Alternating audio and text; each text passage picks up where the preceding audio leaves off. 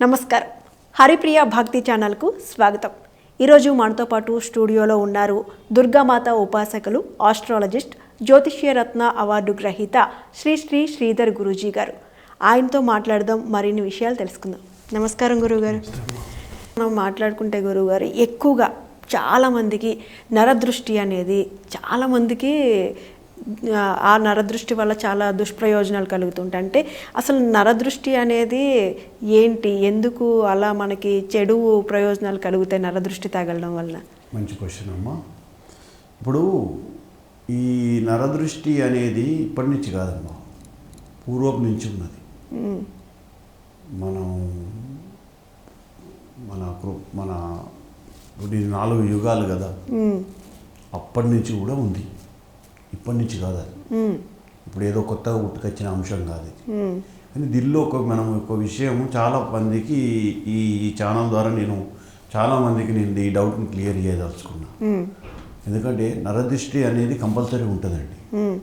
ఎందుకంటే నరదృష్టికి ఒక బండలు కూడా పగిలిపోతాయి అనే ఒక సామెత ఉంది. అంటే అది పెద్దలు ఏది చెప్పినా అది వట్టిగా చెప్పలేదు, చాలా ఆలోచించే అది చేస్తారు వాళ్ళు. ఎందుకంటే ఒకటికి 10 సార్లు చూసిన వాళ్ళు కాబట్టి చెప్తారు. కాబట్టి సరే, దాని విషయం పక్కన పెడితే, ఇప్పుడు నరదృష్టి అనేది ఇప్పటి నుంచి కాదు, చాలా రోజుల నుంచి ఉన్నది. అది 100కు 200% పనిచేస్తుంది. నరదృష్టి అనేది ఖచ్చితంగా ఉంటుంది. కానీ ఇక్కడ ఒక పాయింట్ గుర్తుపెట్టుకోవాలి.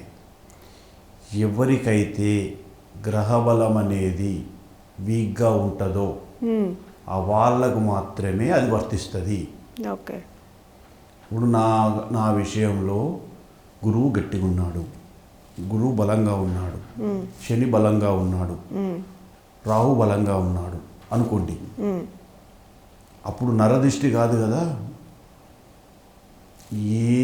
వేరే ఎవ్వి అటాక్ చేసినా కూడా నన్ను ఏం చేయలేదు. ఇప్పుడు ఫిలిం స్టార్స్ ఉంటారండి, ఇప్పుడు మన మినిస్టర్లు ఉంటారు, ప్రతిరోజు 24 గంటలు మందిలో తిరగడమే కదా. అట్లాంటి వాళ్ళకి ఎన్ని దిష్టిలు దాకాలి? అవును. ఆ పొజిషన్ వేయరంటేనే ఆ గ్రహాలన్నీ గట్టిగా ఉన్నట్టు. ఇక ఆ గ్రహాలు గట్టిగా లేని వాళ్ళకు మాత్రం నరదిష్టి అనేది ఒకటి ఉంటుంది. దానికి చిన్న రెమెడీ ఉంటుందండి. ఆ రెమెడీని ఉప్పుతో కానీ ఒక నిమ్మకాయతో కానీ దాన్ని ఈజీగా పద్ధతి ఉంటుంది, ఆ పద్ధతి ద్వారా చేస్తే సరిపోతుంది.